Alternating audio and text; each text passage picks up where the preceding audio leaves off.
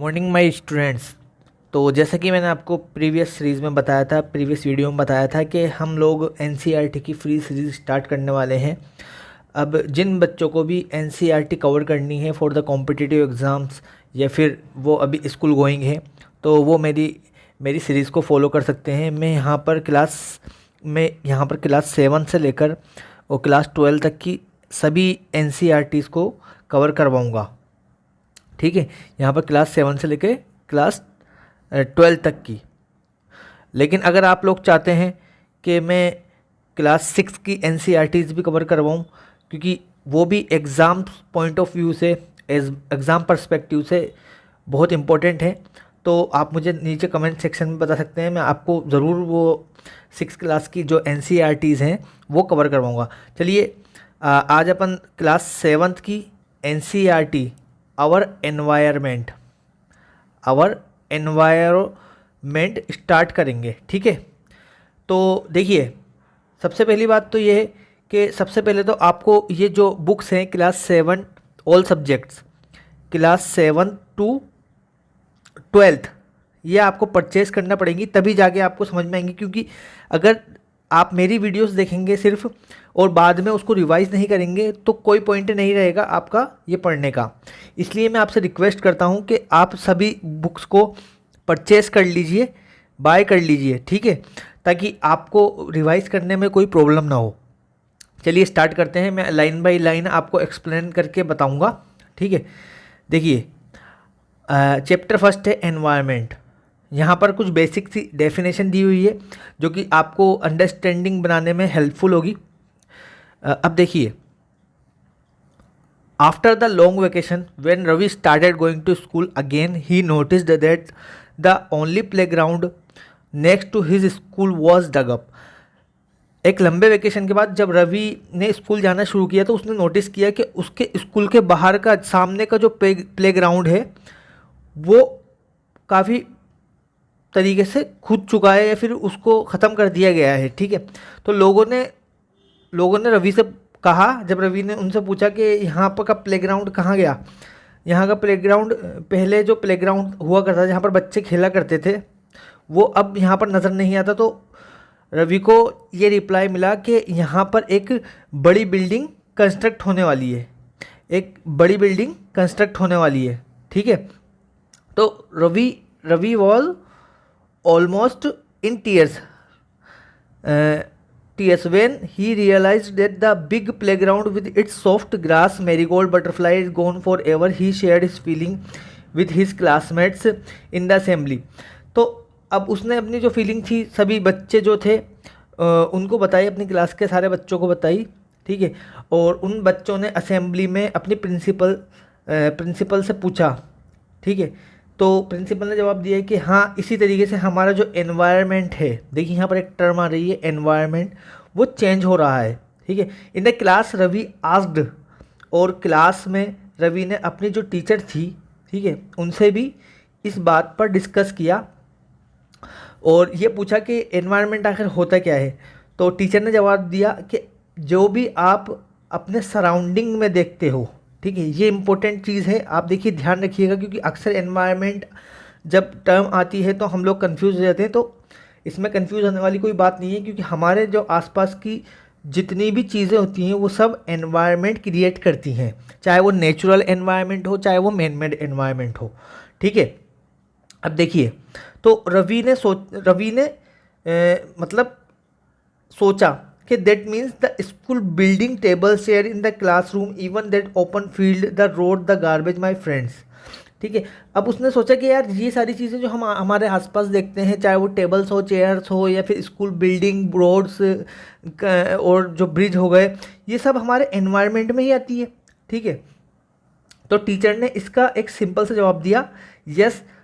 ठीक है, और उसके बाद में टीचर ने बोला कि कुछ ऑब्जेक्ट जो होते हैं वो नेचर के द्वारा क्रिएटेड होते हैं। ठीक है, जैसे कि माउंटेन्स हो गया, रिवर्स हो गए, ट्रीज हो गए, एनिमल्स हो गए, या जो आप देखते हो जितनी भी नेचुरल चीज़ जो आपके सराउंडिंग में है, नेचर जो है वो सब नेचर के द्वारा क्रिएटेड है। ठीक है, और जो दूसरी चीज़ होती है जिनको नेचर ने नहीं बनाया, जिनको लोगों ने बनाया है, वो मैन मेड होती है। तो इस तरीके से हमारी एक चीज़ यहाँ पर क्लियर होती है कि जो एनवायरनमेंट होता है बेसिकली, ठीक है, एनवायरनमेंट जो होता है वो दो तरीके का होता है, ठीक है। एक तो नेचुरल होता है, एक तो नेचुरल एनवायरनमेंट हो गया, एक तो नेचुरल एनवायरनमेंट हो गया, ठीक है, और एक मैन मेड हो गया, ठीक है, एक मैन मेड एनवायरनमेंट हो गया, ठीक है। तो यहाँ पर कंफ्यूज होने वाली कोई बात ही नहीं है। उसके बाद में देखिए, अब यहाँ पर एक एक एक यहाँ पर एक्टिविटी दी हुई है कि आप अपने क्लासमेट्स के साथ में मिलकर जो नेचुरल और जो ह्यूमन बीइंग के द्वारा बनाई गई चीज़ें हैं उनकी एक लिस्ट क्रिएट कीजिए, ठीक है। आप दिमाग में सोचिए इस चीज़ के बारे में। इधर बॉक्स में पढ़ना भी आपको बहुत इंपॉर्टेंट है कि देखिए बॉक्स में यहाँ पर आपको बताया हुआ है कि एनवायरनमेंट जो है आखिर होता क्या है।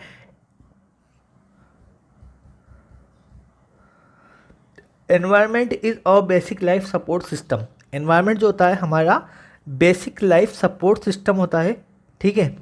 और basic life support system it provide the air we breathe. जब हम ब्रीथ करते हैं तो ये हमें क्या प्रोवाइड कराता है, एयर प्रोवाइड कराता है। और द वाटर, जो हम पानी पीते हैं वो पानी हमें प्रोवाइड कराता है। फूड प्रोवाइड करता है जो हम खाते हैं, रहने के लिए ज़मीन प्रोवाइड कराता है। तो एनवायरनमेंट इन सब चीज़ों से मिलकर बनता है।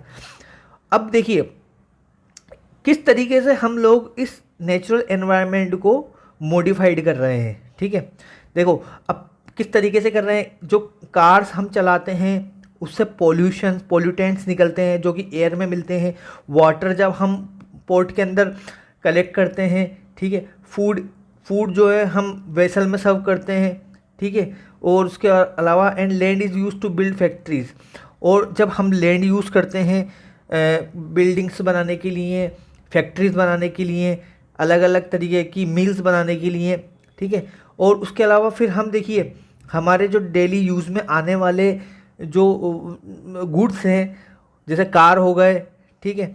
और तो हम उनको क्या उनको बनाते हैं। और उनको किस तरीके से बनाया जाता है, उनको हमारे नेचर से मिलने वाले रिसोर्सेज से ही बनाया, जैसे फॉर एग्जांपल स्टील और आयरन, इन सब के बारे में हम आगे डिस्कस करेंगे, ठीक है।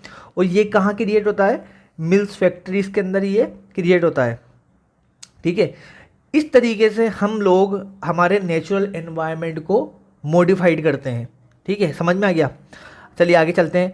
उसके बाद में देखिए यहाँ पर कंपोनेंट ऑफ एनवायरनमेंट दिए हुए हैं। अब देखिए कंपोनेंट वही मैंने आपको जो बताया कि कंपोनेंट जो होते हैं वो एनवायरनमेंट के, देखिए एक तो नेचुरल होता है, ठीक है, उसी तरीके से एक मैन मेड होता है, ठीक है। अब नेचुरल में आप देख सकते हैं यहाँ पर वाटर हो गया जिसको हम हाइड्रोस्फीयर बोलते हैं, ठीक है। जो बड़ी बड़ी वाटर बॉडीज़ हैं, चाहे वो ओशन हो, सीज हो, ठीक है, या रिजर्वायर्स हो या डैम्स हो, उन सबको हम हाइड्रोस्फीयर बोलते हैं।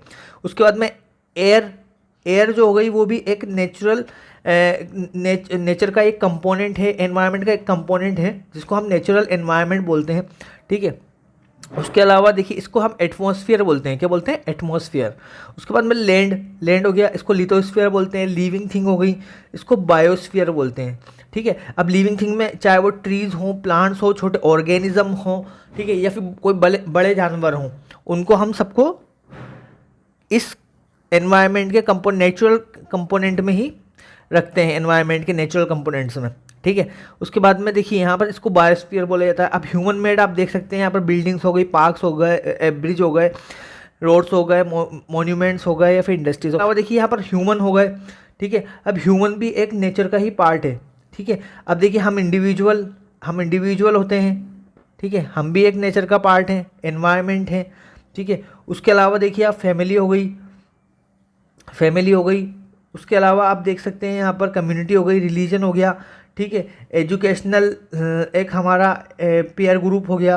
उसके अलावा पॉलिटिकल सिचुएशन हो गई, ठीक है, इकोनॉमी हो गई, ठीक है। तो ये भी हमारे सब पार्ट हैं, ये ह्यूमन मेड एनवायरनमेंट है, ठीक है, जो कि ह्यूमन से मिलकर बनता है, ठीक है। उसी तरीके से यहाँ पर देखिए, यहाँ पर बायोटिक 2 बॉक्स बने हुए हैं। अब यहाँ पर आप देख सकते हैं यहाँ पर 2 बॉक्स में आपको बायोटिक और अबायोटिक कंपोनेंट्स दिए हुए हैं, ठीक है। बायोटिक और अबायोटिक कंपोनेंट्स दिए हुए हैं। अब देखिए बायोटिक का मतलब क्या होता है मैं आपको समझा देता हूँ। बायोटिक कंपोनेंट्स ऐसे कंपोनेंट्स होते हैं जो लिविंग ऑर्गेनिज्म से मिलकर बनते हैं, जैसे कि प्लांट्स हो गया, एनिमल्स हो गए, ठीक है, उसको हम बायोटिक कंपोनेंट बोलते हैं। उसके बाद अबायोटिक कंपोनेंट्स होते हैं जो नॉन लिविंग एलिमेंट्स, जैसे कि लैंड हो गया, एयर हो गई, वाटर हो गया, इन सबसे मिलके बनते हैं, उनको हम अबायोटिक कंपोनेंट्स बोलते हैं। तो बायोटिक कंपोनेंट्स और abiotic component, these are also part of our environment, ठीक है। अब देखिए, इसके बाद में हम चलते हैं आगे। तो यही चीज़ है, यहाँ पर यही बताया हुआ है कि जो एनवायरनमेंट के कंपोनेंट होते हैं वो कितने तरीके के होते हैं और कौन कौन से जो कंपोनेंट्स एनवायरनमेंट क्रिएट करते हैं, ठीक है, और हम हमारे आसपास देख सकते हैं उन सब चीज़ों को। Increasing day by day we are therefore modifying and, और हम उसको मॉडिफाइड कर रहे हैं डे बाई डे, ठीक है, हमारे सराउंडिंग नेचुरल एनवायरनमेंट को हम उसको नुकसान पहुँचा रहे हैं, ठीक है। और अब देखिए, things and nature that surround any living organism is called environment, ठीक है। अब आप अपने इस जो आपने कन्वर्सेशन देखा है ऊपर का, उससे हम समझ सकते हैं जो हमारे आसपास के जो जगहें होती हैं, लोग होते हैं, ठीक है, मॉन्यूमेंट्स हो गए, बिल्डिंग हो गए, तो हम, और चाहे वो लिविंग ऑर्गेनिज्म हो या फिर नॉन लिविंग, अबायोटिक हो, बायोटिक हो, ये सब मिलकर हमारा एक एनवायरनमेंट क्रिएट करते हैं, ठीक है। I hope you understood the definition of environment. It is a combination of natural and human made phenomena, ठीक है। अब देखिए, यहाँ पर ये जो एक टर्म दे रखी है एनवायरनमेंट, ये एक टर्म है, ठीक है, जिसको human made phenomena plus natural combination भी बोला जाता है। Natural environment refers to both biotic and abiotic condition existent on the earth. अब देखिए, यहाँ पर एक टर्म दी हुई है इन्होंने, नेचुरल एनवायरनमेंट। अब नेचुरल एनवायरनमेंट जो होती है वो बहुत बायोटिक और अबायोटिक चीज़ों से मिलकर बनी हुई होती है, बायोटिक प्लस अबायोटिक, ठीक है, इन दोनों चीज़ों से मिलकर हमारा नेचुरल एनवायरनमेंट बनता है, ठीक है।